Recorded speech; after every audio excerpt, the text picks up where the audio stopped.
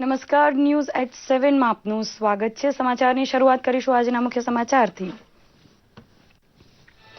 સુરતમાં આરટીજીએસના ઉપયોગથી 25 કરોડનું સોનું ખરીદી કૌભાંડ આચરવાના કેસમાં 4 જણાની ધરપકડ કરતી સીબીઆઈ. જ્વેલર્સ મહર્ષિ ચોકસી ઉપરાંત બેંક ઓફ ઇન્ડિયાના 2 અધિકારીઓ પણ સીબીઆઈના સકંજામાં.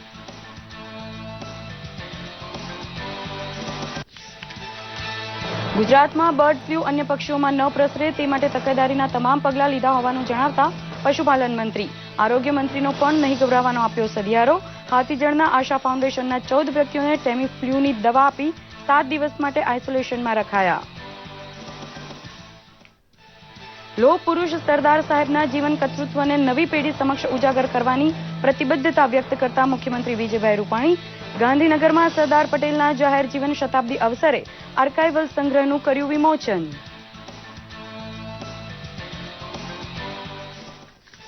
કેશલેસ પેમેન્ટ વ્યવસ્થાના સંદેશના પ્રસાર માટે સુરતની વર્લ્ડ રેકોર્ડ હોલ્ડર મહિલા બાઇકર્સનો અનોખો પ્રયાસ. કેશલેસ ઇન્ડિયા અને ગુજરાત પોલીસના સમર્થનમાં સુરતથી કચ્છની 1700 કિલોમીટરની યાત્રાએ કર્યું પ્રયાણ. પ્રજ્ઞાચક્ષુઓ માટે વરદાન સમી બ્રેલ લિપિના શોધ કરતા લુઈ બ્રેલની આજે 208મી જન્મજયંતિ. બ્રેલ દિવસે વડોદરામાં પ્રજ્ઞાચક્ષુ દિવ્યાંગો શીખ્યા કેશલેસ પેમેન્ટના પાઠ.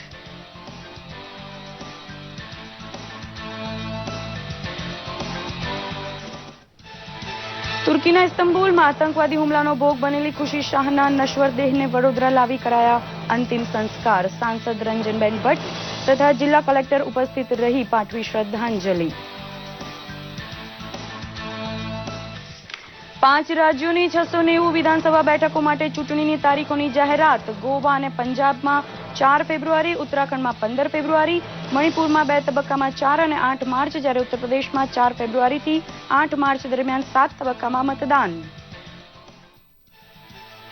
ચૂંટણીમાં કાળા નાણાંના ઉપયોગ પર લગામ કસવા કડક પગલાં લેવાનું જણાવતા મુખ્ય ચૂંટણી કમિશનર ઝૈદી. 1.85 લાખ મતદાન મથકો. પ્રથમવાર જ ઈવીએમ પર હશે ઉમેદવારોના ફોટા.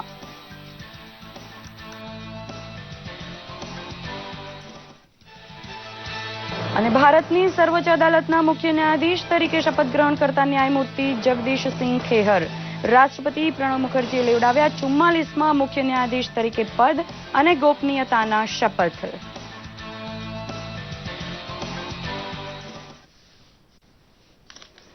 સમાચાર વિસ્તારપૂર્વક. ચૂંટણી પંચે ઉત્તર પ્રદેશ, પંજાબ, ગોવા, ઉત્તરાખંડ અને મણિપુર એમ કુલ 5 રાજ્યોમાં વિધાનસભા ચૂંટણીની તારીખો જાહેર કરી દીધી છે.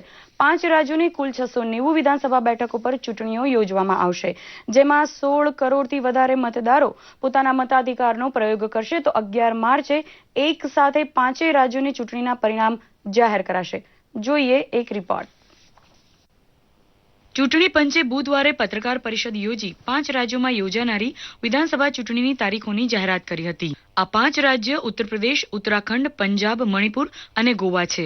આ રાજ્યોમાં વિધાનસભાની ચૂંટણી 4 ફેબ્રુઆરીથી શરૂ થશે અને 11 માર્ચના રોજ 5 રાજ્યના પરિણામ જાહેર કરવામાં આવશે. ઉત્તર પ્રદેશમાં 7 તબક્કામાં 11 ફેબ્રુઆરીથી 8 માર્ચ સુધી ચૂંટણી. મણિપુરમાં 4 માર્ચ અને 8 માર્ચના રોજ 2 તબક્કામાં મતદાન યોજાશે. જ્યારે ગોવા અને પંજાબમાં 4 ફેબ્રુઆરીએ મતદાન થશે, તો ઉત્તરાખંડમાં 15 ફેબ્રુઆરીના રોજ વોટિંગ થશે.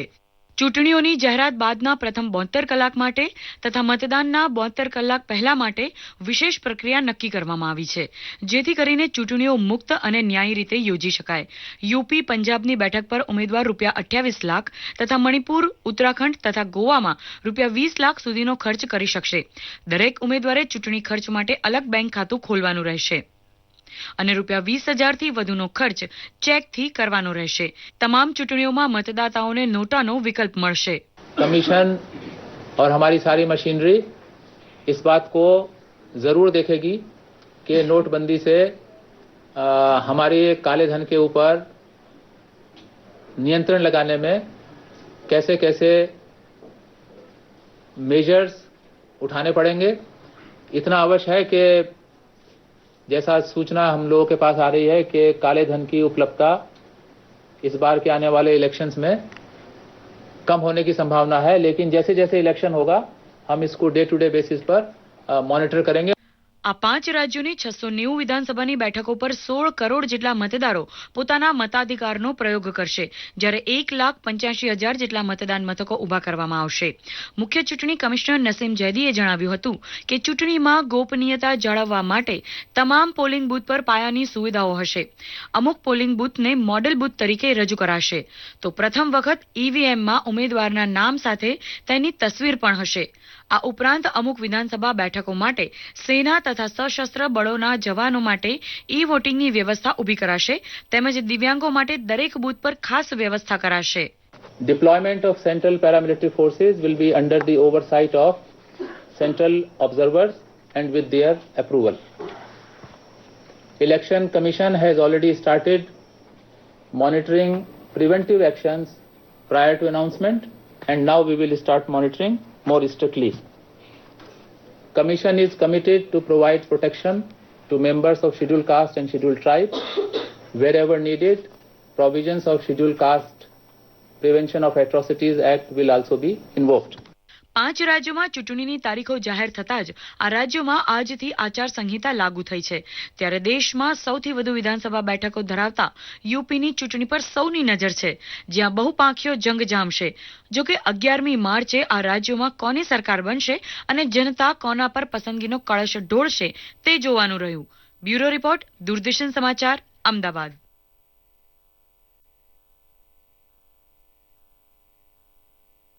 ની ધરપકડ કરી છે. 25 કરોડની છેતરપિંડીના આ કેસમાં ધરપકડ કરવામાં આવેલા 4 લોકો પૈકી 2 બેંક ઓફ ઇન્ડિયાના અધિકારીઓ છે.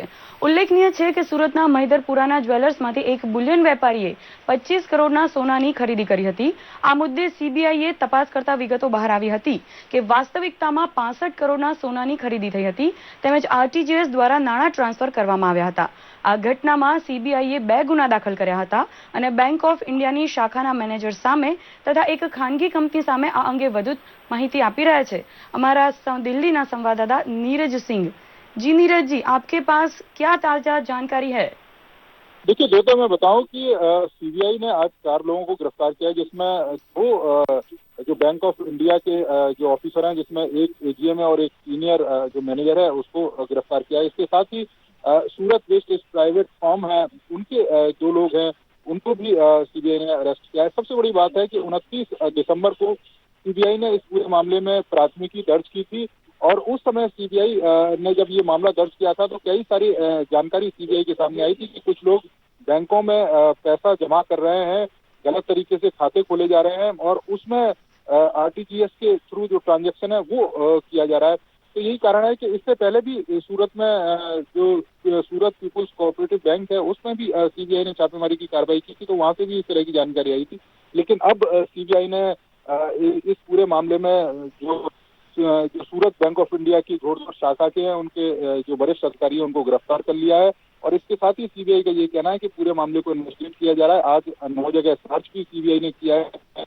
सूरत की शाहजहांपुर, वहां पर भी सर्च की गई थी और वहां से कई सारी जो जगह है वो सीबीआई को मिली है. और सीबीआई का कहना है कि आने वाले समय में जैसे जैसे इन्वेस्टिगेट करेंगे कुछ और लोग भी सामने आ सकते हैं, कुछ और चेहरे भी सामने आ सकते हैं जो इस तरह से काले और सफेद के खेल में लगे हुए थे. जी नीरज जी, समाचार में हमारे साथ जुड़ने के लिए आपका धन्यवाद. પ્રજ્ઞાચક્ષુઓ માટે વરદાન સમી બ્રેલ લિપિના સર્જક લુઈ બ્રેલની આજે 208મી જયંતિ છે. લુઈ બ્રેલને અનોખી રીતે શ્રદ્ધાંજલિ આપવા માટે અમદાવાદ દૂરદર્શન સમાચાર પર દર વર્ષે કેટલાક સમાચાર પ્રજ્ઞાચક્ષુ દિવ્યાંગ પ્રસ્તુત કરે છે. આ પરંપરાનું આ સતત 27મું વર્ષ છે, ત્યારે આગળના સમાચાર જોઈએ પ્રજ્ઞાચક્ષુ વાચક યાયા સપાટવાલાભાઈ પાસેથી. પ્રજ્ઞાચક્ષુ ભાઈ બહેનો માટે બ્રેલ લિપિનું સર્જન કરનારા લુઈ બ્રેલની આજે જન્મ જયંતિ છે. ફ્રાન્સમાં જન્મેલા લુઈ બ્રેલ અંધ વ્યક્તિઓ માટે જ્ઞાનના ચક્ષુ બની ગયા હતા. બ્રેલ લિપિના નિર્માણથી પ્રજ્ઞાચક્ષુઓ વાંચનની કઠણાઈ દૂર કરનારા લુઈ બ્રેલ પોતે પણ નેત્રહીન હતા. 4 જાન્યુઆરી 1809ના રોજ ફ્રાન્સના એક નાનકડા ગામ કુપ્રેમાં લુઈ બ્રેલનો જન્મ થયો. 2.5 વર્ષની વયે તેમણે પોતાની દૃષ્ટિ ગુમાવી. જો કે આગળ જતા તેમણે પ્રજ્ઞાચક્ષુઓના અભ્યાસ માટે બ્રેલ લિપિની શોધ કરી હતી. વર્તમાન સમયમાં પણ બ્રેલ લિપિનો સઘન ઉપયોગ જોવા મળે છે. બ્રેલ લિપિની મદદથી કેટલાય પ્રજ્ઞાચક્ષુ લોકો આજે ઉચ્ચ હોદ્દા સુધી પહોંચી શક્યા છે. ત્યારે લુઈ બ્રેલના આ મહામૂલા યોગદાનને દુનિયા આજે પણ એટલી જ માનની દૃષ્ટિએ જુએ છે. આજે પ્રધાનમંત્રી મોદીની અધ્યક્ષતામાં મળેલી મંત્રીમંડળની બેઠકમાં ઘણા મહત્વના નિર્ણયો લેવામાં આવ્યા હતા, જેમાં ઉરુગ્વે સાથે સીમા શુલ્ક એટલે કે કસ્ટમ ડ્યુટીના ક્ષેત્રમાં પરસ્પર સહયોગ વધારવાના નિર્ણયને મંજૂરી આપવામાં આવી હતી. સાથે દિલ્હીના ચાણક્યપુરી જેવું ડિપ્લોમેટિક એન્ક્લેવ દિલ્હીના દ્વારિકા વિસ્તારમાં કરાવવા માટે એક જમીન સ્થાનાંતરણનો પ્રસ્તાવને પણ મંજૂરી અપાઈ હતી. મંત્રીમંડળે કેન્યા સાથે કૃષિ ક્ષેત્રમાં આર્થિક સહયોગ વધારવા માટેના પ્રસ્તાવને પણ મંજૂરી આપી હતી. આજે નવી દિલ્હીમાં રાષ્ટ્રપતિ ભવનમાં યોજાયેલા એક ભવ્ય સમારોહમાં સર્વોચ્ચ અદાલતના મુખ્ય ન્યાયાધીશ તરીકે ન્યાયમૂર્તિ જગદીશસિંહ ખેહરે શપથ લીધા હતા. રાષ્ટ્રપતિ પ્રણવ મુખર્જીએ ન્યાયમૂર્તિ જગદીશસિંહ ખેહરને સર્વોચ્ચ અદાલતના 44મા ચીફ જસ્ટિસ તરીકે શપથ લેવડાવ્યા હતા. જસ્ટિસ ખેહરે નિવૃત્ત થયેલા ચીફ જસ્ટિસ T.S. ઠાકુરના સ્થાને પદભાર સંભાળ્યો હતો. આ સમારોહમાં પ્રધાનમંત્રી નરેન્દ્ર મોદી સહિત કેબિનેટ મંત્રી અને વરિષ્ઠ અધિકારીઓ ઉપસ્થિત હતા. જસ્ટિસ ખેહર અત્યાર સુધીમાં ઘણા મહત્વના ચુકાદા આપી ચૂક્યા છે, જેમાં રાષ્ટ્રીય ન્યાયિક નિયુક્તિ પંચ કાનૂનને રદ કરવાનો બહુચર્ચિત ચુકાદો તેમજ હંગામી કર્મચારીઓને કાયમી કર્મચારી જેટલો પગાર આપવાનો મહત્વનો આદેશ સામેલ છે. જમ્મુ કાશ્મીરના હંદવાડામાં પોલીસ અને સૈન્યને ગઈકાલે રાત્રે એક મોટી સફળતા હાથ લાગી છે. પોલીસ અને સૈન્યના સંયુક્ત ઓપરેશન દરમિયાન આશિક અહેમદ નામનો લશ્કરે તોયબાનો આતંકવાદી જીવતો ઝડપાયો છે. બારામુલ્લા જિલ્લામાં આવેલા સોપુર તરફ આતંકવાદી તેની ગાડીમાં પસાર થતો હતો ત્યારે તે સુરક્ષા દળોના હાથે ઝડપાયો હતો. તેની પાસેથી મોટી માત્રામાં હાથગોળો અને દારૂગોળો પણ મળી આવ્યો હતો. સૈન્યએ તેના હથિયારો સાથે ધરપકડ કરી સઘન પૂછપરછ શરૂ કરી હતી. તેમાં મહત્વની જાણકારી મળી હતી કે આશિક થોડા સમય અગાઉ સોપુરમાં મોતને ઘાટ ઉતારાયેલા લશ્કરે તોયબાના કમાન્ડર અબુ બકરનો નજીકનો સાગરીત છે. હવે પછીના વધુ સમાચાર સાંભળીએ દ્વૈતાબેન પાસેથી. ખૂબ જ ધન્યવાદ આપનો અમારા આ સમાચારમાં જોડાયા આપ એ બદલ. જે બ્રેલ દિવસ નિમિત્તે આપણે હમણાં જ પ્રજ્ઞાચક્ષુ વાચક પાસેથી કેટલાક સમાચાર સાંભળ્યા, એવા જ પ્રજ્ઞાચક્ષુ માટે વડોદરા બ્લાઇન્ડ્સ ડ્રીમ્સ સંસ્થાના ઉપક્રમે કેશલેસની માહિતી આપતી કાર્યશાળા આયોજિત કરવામાં આવી હતી, જેમાં પ્રજ્ઞાચક્ષુ પોતાના મોબાઈલ થકી કોઈને મદદ વિના કેશલેસ ટ્રાન્ઝેક્શન કેવી રીતે કરી શકે તે અંગે માર્ગદર્શન આપવામાં આવ્યું હતું. વડોદરાના આ અંધજન મંડળે વડાપ્રધાનના કેશલેસ અભિયાનમાં ઝંપલાવવાની નવતર પહેલ કરતા શહેર મેયર ભરત ડાંગર સહિતના મહાનુભાવોએ આ પ્રયત્નને બિરદાવ્યો હતો. તો પ્રજ્ઞાચક્ષુએ પણ લોકોને કેશલેસ ટ્રાન્ઝેક્શનમાં જોડાવા અપીલ કરી હતી.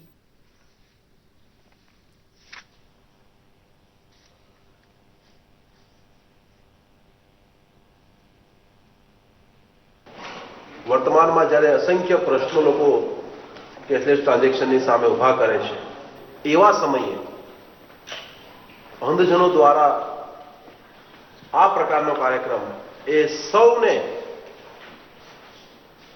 એક માર્ગદર્શન અને પ્રેરણા પૂરું પાડશે. સાથે સાથે 5 મહિલાઓનું સન્માન કે જે મહિલાઓ પોતે જોઈ નથી શકતી તેમ છતાં પણ પોતાના ક્ષેત્રની અંદર સિદ્ધિઓ હાંસલ કરી છે, પડકારોને પાર કરીને આજે એમણે સત્કાર પ્રાપ્ત કર્યો છે, ત્યારે એ 5 મહિલાઓને પણ મારા અભિનંદન પાઠવું છું. જે જ્યોતિ છે એને ટેકનોલોજીમાં આગળ કામ કરવા માટે ટેકનોક્રેટ તરીકે એમનું સન્માન કરાવ્યું. પણ અગત્યની વસ્તુ છે કે અમે 5 દ્રષ્ટિહીન મહિલાઓનું સન્માન કરાવ્યું. तो मेरी सबसे ये रिक्वेस्ट है कि आप कभी भी किसी विजुअली इम्पेयर्ड पर्सन को बेचारा समझ के या ऐसा मत सोचिए कि ये कुछ कर नहीं सकता तो ये हम इसका काम कर देते हैं. तो आप उसकी हेल्प जरूर करें जहाँ उन्हें ज़रूरत है। ओवर हेल्प ना करें कि उसे इंफीरियर फील हो, उनकी रिस्पेक्ट करें, उनके टैलेंट को पहचाने।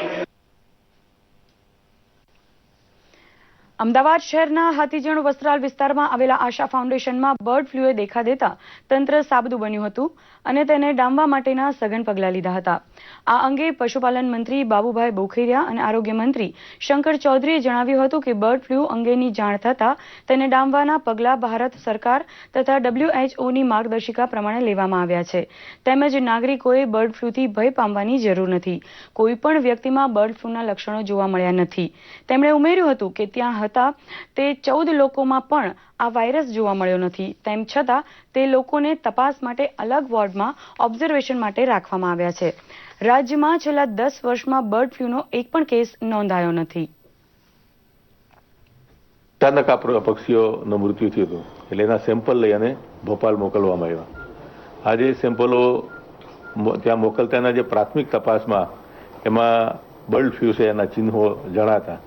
અહીંયા એ આશા ફાઉન્ડેશનનો જે વિસ્તાર અને એના 1 કિલોમીટરના આજુબાજુના એરિયામાં એનું ત્યાંના બધા પક્ષીઓને કલિંગ કરી અને જે ભારત સરકારની જે ગાઈડલાઇન છે એના મુજબ એની કાર્યવાહી પૂર્ણ કરી. એના સિવાયનો જે 10 કિલોમીટરનો વિસ્તાર હોય એમાં પણ દવાઓનો છંટકાવ કરી અને આ બર્ડ ફ્લૂના વાયરસ ફેલાય નહીં એના માટેના રાજ્ય સરકારે પ્રિકોશનના પગલાં લઈ લીધેલા છે. માણસ ટુ માણસ એક વ્યક્તિને જો થયું હોય તો તેના દ્વારા બીજા વ્યક્તિને થઈ શકે તેવી શક્યતા WHOના ગાઈડલાઇન્સ પ્રમાણે લગભગ રહેલી નથી. છેલ્લા 10 વર્ષમાં એક પણ કેસ બર્ડ ફ્લૂનો આપણા ગુજરાતની અંદર નોંધવામાં આવ્યો નથી. એટલે ભય પામવાનું કોઈ કારણ નથી. તકેદારીના પગલાં રૂપે જે કંઈ કાર્યવાહી કરવાની થાય એ રાજ્ય સરકારે સંપૂર્ણ રીતે કરી લીધી છે. એટલે અત્યારે કોઈ ચિંતાનું કોઈ કારણ નથી, ભયનું કોઈ કારણ નથી. સંપૂર્ણ એરિયા એનો 1 કિલોમીટર હોય તો તેની અંદર જે વ્યવસ્થા માન્ય મંત્રીશ્રીએ કહી તે પ્રમાણે અને 10 કિલોમીટરના એરિયામાં જેટલા પણ લોકો હોય તેમાં ઇનકેસ સહેજ પણ કંઈ પેલું લાગે તો એનું 36 જેટલા ગામોમાં સતત હેલ્થ ડિપાર્ટમેન્ટ એનું મોનિટરિંગ પણ કરી રહ્યું છે. એટલે હું આજે રાજ્યના આરોગ્ય મંત્રી તરીકે કહી શકું કે આને તકેદારીના પગલાં જે પણ લેવાના થાય તેમ સંપૂર્ણ લીધા છે અને જેના કારણે કરીને આ બર્ડ ફ્લૂની બીમારીને એના વાયરસને આગળ વધતો આપણે રોકી શક્યા છીએ. અમદાવાદ જિલ્લાના હાથીજણ ગામમાં બર્ડ ફ્લૂએ દેખા દેતા વહીવટી તંત્ર દ્વારા સઘન વ્યવસ્થા ઊભી કરવામાં આવી છે. શહેરના કલેક્ટરે રાજ્ય પશુ વિભાગના અધિકારીઓ અને મ્યુનિસિપલ તંત્રના અધિકારીઓ સાથે બેઠક યોજી તકેદારીના તમામ પગલાં લીધા છે. કલેક્ટરે હાથીજણ ગામના આસપાસનો 1 કિલોમીટર વિસ્તારને અસરગ્રસ્ત વિસ્તાર જાહેર કર્યો છે. સાથે જ વહીવટી તંત્ર દ્વારા 2 મેડિકલ ટીમો સ્ટેન્ડ બાય કરી દેવાઈ છે. હાથીજણ ગામ અને આસપાસના વિસ્તારમાં દવાનો છંટકાવ કરવામાં આવી રહ્યો છે. તેમજ જિલ્લાના 36 ગામોમાં સર્વે કરાયો હતો. આ ઉપરાંત હાથીજણ ગામ અને આસપાસના વિસ્તારમાં વસવાટ કરતા કોઈ વ્યક્તિને ફ્લૂની અસર જણાય તો તે માટે સિવિલ હોસ્પિટલ ખાતે અત્યાધુનિક સારવાર સાથેનો આઇસોલેટેડ વોર્ડ તૈયાર કરવામાં આવ્યો છે. હાલ આ વોર્ડમાં એક સાથે 20 દર્દીઓને સારવાર ઉપલબ્ધ કરાવી શકાય તેવી સંપૂર્ણ તૈયારી છે. સાથે જ દર્દીઓ માટે વેન્ટિલેટર, ઇન્જેક્શન સહિત અન્ય દવાઓ પૂરતી હોવાનું વોર્ડ ઇન્ચાર્જે જણાવ્યું હતું. જોકે હાલ રાજ્યમાં કોઈ પણ જગ્યાએ બર્ડ ફ્લૂનો કેસ નોંધાયો નથી. आशा फाउंडेशन हाथीजन ही उसका जो एपी सेंटर हम कहते हैं, तो वहाँ पे 26 पक्षियों में ये पाया गया था, उसका सैंपल भेजा गया, वो पॉजिटिव टेस्ट के बाद इमीडिएटली तात्कालिक वहाँ पे जितने भी पक्षी 1481 की संख्या थी उन सबका निकाल करा गया है साइंटिफिक प्रोटोकॉल के हिसाब से. और जो भारत सरकार की गाइड उस हिसाब से सिर्फ 1 किलोमीटर के विस्तार में from the AP centre that is village एमा उसमें भी हमने 191 बैकयार्ड पोल्ट्री हैं, सिर्फ कोई कमर्शियल पोल्ट्री फार्म वहाँ पे नहीं है. वहाँ पे ये आज हमारी 12 टीमें कर रही हैं, वो भी शाम तक पूरा हो जाएगा. અત્યારે તો હાલ અમારા સિવિલ હોસ્પિટલમાં આઇસોલેશન વોર્ડ છે, D9 વોર્ડ છે અને ત્યાં અમારે અત્યારે 20 પેશન્ટને અમે ટ્રીટમેન્ટ આપી શકીએ એ રીતની વ્યવસ્થા કરેલી છે. અને જેમાં અમે અમારા જે સુપિરિયર છે એમણે અમે ડૉક્ટરના ઓર્ડર પ્રમાણે પેશન્ટને ટ્રીટમેન્ટ આપી શકીએ છીએ. આમાં 20 બેડની તૈયારી છે અને એમાં વેન્ટિલેટર, પેશન્ટને જે બી જરૂરિયાત મુજબની પ્રાયોરિટી જે હોય એ પ્રમાણે અમે બધું તૈયાર રાખેલ છે. અને જે ઇન્જેક્શન છે, મેડિસિન છે, લિનન છે, જે બધું અમે તૈયાર રાખેલ છે પેશન્ટ માટે. લોહ પુરુષ સરદાર વલ્લભભાઈ પટેલના જાહેર જીવન શતાબ્દીના અવસરે મુખ્યમંત્રી વિજયભાઈ રૂપાણીએ આર્કાઇવલ સંગ્રહ પુસ્તકનું વિમોચન કર્યું હતું. ગાંધીનગર ખાતે આયોજિત આ સમારોહમાં મુખ્યમંત્રી વિજય રૂપાણીએ જણાવ્યું હતું કે ગુજરાતના આ વીર સપૂતે ભારતની એકતા અને અખંડિતતા માટે સર્વોચ્ચ પ્રદાન કર્યું હતું. હવે આ પ્રદાનને ઉજાગર કરવા માટે પ્રધાનમંત્રી સ્ટેચ્યુ ઓફ યુનિટી બનાવવા કટિબદ્ધ છે, જેથી સરદાર સાહેબનું જીવન કર્તૃત્વ બહોળા લોકો સુધી પહોંચી શકે. સાથે જ મુખ્યમંત્રી રૂપાણીએ પુસ્તક અંગે જણાવ્યું હતું કે સરદાર પટેલ સાહેબ પર સંશોધન કરનારાઓ માટે આ આર્કાઇવ પુસ્તક મદદગાર સાબિત થશે. તુર્કીના ઇસ્તંબુલમાં થયેલા આતંકવાદી હુમલામાં મૃત્યુ પામેલી ગુજરાતના વડોદરાની ફેશન ડિઝાઇનર ખુશી શાહના આજે અંતિમ સંસ્કાર કરવામાં આવ્યા હતા. બપોરે ખુશી શાહના મૃતદેહને મુંબઈથી વડોદરા એરપોર્ટ ખાતે લાવવામાં આવ્યો હતો. ત્યારે ખુશી શાહના પરિવારજનોને સધિયારો આપવા સાંસદ રંજનબેન ભટ્ટ તથા ધારાસભ્ય મનીષા વકીલ પણ એરપોર્ટ ઉપર હાજર રહ્યા હતા. ખુશી શાહના મૃતદેહને એરપોર્ટથી તેના વડોદરાના સેવાસી સ્થિત નિવાસસ્થાને લઈ જવામાં આવ્યો હતો. ત્યારબાદ બપોરે 4 વાગે ખુશી શાહના અંતિમ સંસ્કાર કરવામાં આવ્યા હતા. દરમિયાન આ આતંકવાદી હુમલાનો મુખ્ય માસ્ટર માઇન્ડ ઝડપાઈ ગયો છે.